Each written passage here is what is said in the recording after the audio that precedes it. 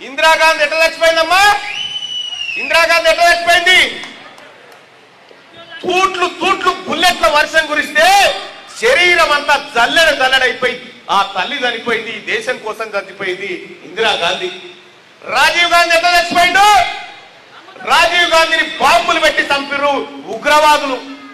ఈ దేశం కోసం పనిచేస్తున్నటువంటి బిడ్డను భర్త లేకుండా ఇద్దరు చిన్న పిల్లలు వేసుకొని రాహుల్ గాంధీ ప్రియాంక గాంధీని వేసుకొని ఈ దేశం కోసం ఆ బిడ్డల్ని కూడా త్యాగం చేయడానికి రంగంలోకి దింపింది సోనియా గాంధీ. మరి ఆ సోనియా గాంధీ ఆ త్యాగాల కుటుంబం ముంగట నరేంద్ర మోడీ గారు ఎంతనో మీరు ఒక్కసారి అర్థం చేసుకోరు. ఇప్పుడట చంద్రబాబును చూపిస్తా అంటుండ ఆయన నరేంద్ర మోడీ గారు. పట్టవడిలే చంద్రబాబును చూపిస్తాడు మనకు ఆయన.